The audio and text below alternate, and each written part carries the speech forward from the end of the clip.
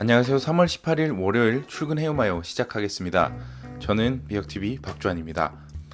3월이 벌써 후반전을 시작했네요. 이제 곳곳에 개나리도 보이기 시작하고 거리에 다니는 사람들의 옷차림도 조금은 얇아진 모습을 볼 수 있었습니다. 지난 주말 어떻게 보내셨는지요? 아직 봄이라고 하기에는 금요일 밤 제가 지내는 동네에서 폭설이 내렸습니다.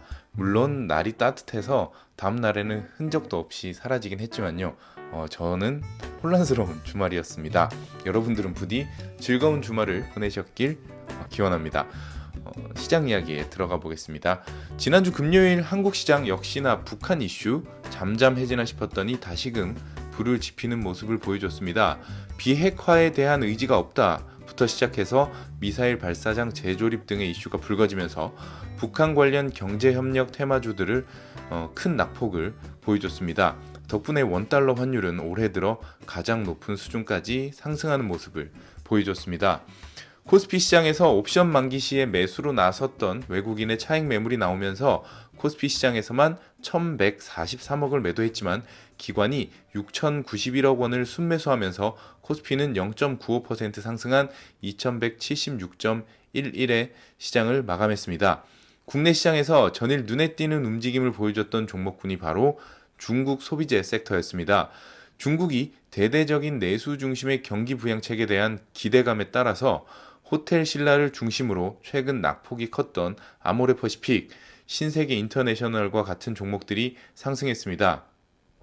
아직까지 이렇다 할 주도주가 없는 시장에서 종목별로 돌아가면서 호재와 악재가 번갈아 가며 나오는 변동성만 존재할 뿐 아직까지 한국 시장은 큰 특징을 보여주지 않고 있습니다.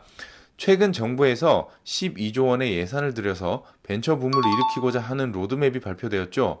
전통적인 비즈니스가 산재해 있는 한국 상장 시장보다는 새로운 비즈니스로 자금이 유입되게 되는 형태의 모습입니다. 이는 결국 비상장 시장의 유동성 랠리, 다시 말해서 비상장 주식들의 가치가 상장 이전에 큰 폭으로 상승될 수도 있음을, 그에 따라서 상당수 상장 시장보다는 비상장 시장으로 시선이 돌려질 것으로 해석할 수 있습니다. 적절한 조율이 이루어지지 않으면 짧고 굵은 버블로 이 파티가 끝나버릴 수 있겠다라는 걱정이 드는 대목입니다. 하지만 버블이 온다라고 하면 우리는 그 시장을 이용해서 돈을 벌 수 있어야 하기 때문에 이 부분도 앞으로 예의주시해야 될 포인트입니다. 앞으로 미역TV에서도 비상장에 대해서 한번 심도 있게 다루어 보는 시간을 준비하도록 하겠습니다. 지난 금요일 미국 시장 반도체 제조업체 브로드컴의 양호한 실적을 바탕으로 8.2% 상승하며 반도체 섹터의 상승을 견인했습니다. 인수합병을 통해 데이터 센터 라인업을 강화하는 움직임을 보이는 엔비디아 역시 강세를 이어오고 있습니다. 오늘은 인수합병에 대해서 한번 이야기를 해보려고 합니다. 우리가 영화나 드라마에서 보면 인수합병은 회사 하나를 욕심에 의해서, 오너의 욕심에 의해서 집어삼키는 수단 따위로 호도되는 경우가 비일비재한데요. 미국을 중심으로 IT 업계에는 M&A는 회사를 유지, 발전, 성장시키는 필수 요소로 인식되고 있습니다. 인수합병, 흔히들 말하는 M&A라고 부르는 이러한 기업의 인수 전략은 고전적인 경영학에서는 회사의 덩치 확장에 시선이 맞추어져 있지만 요즘 IT 업계에서 M&A의 목표는 속도전에서 승리입니다.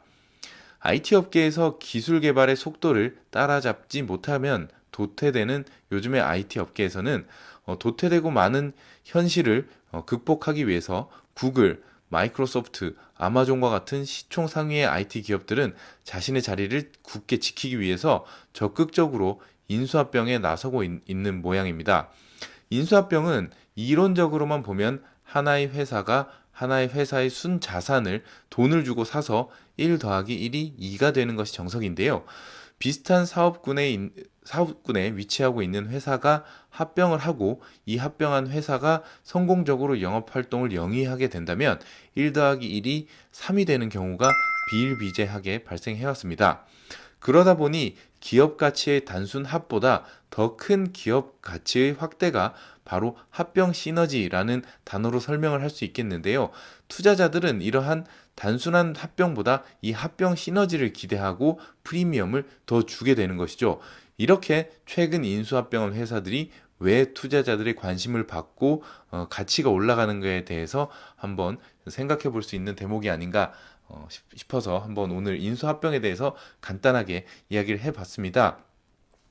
이상 오늘의 출근 헤어마요를 모두 마치겠습니다. 여러분들 즐거운 한 주의 시작 되시고요. 앞서 말씀드린 M&A 사례 한번 찾아보시면 좋을 것 같습니다. 아마존의 홀푸드 인수라든지 마이크로소프트의 링크드인 인수라든지 구글의 각종 업체들의 인수 소식, 인수의 지난 뉴스들을 한번 살펴본다고 하면은 왜 기업들이 굳이 이렇게 큰 돈을 거금을 들여가면서 인수합병에 나서는지 조금 이해하실 수 있고 앞으로 이런 뉴스가 나온다라고 하면은 쉽게 이해하실 수 있고 좀 더 쉬운 다른 방향으로의 해석도 가능하지 않을까 싶습니다. 네, 여러분들 즐거운 한 주의 시작 되시고요. 저는 이번 주도 출근 헤어마요와 영상 그리고 라이브로 찾아뵙도록 하겠습니다. 감사합니다. 저는 지금까지 미역TV 박주환이었습니다.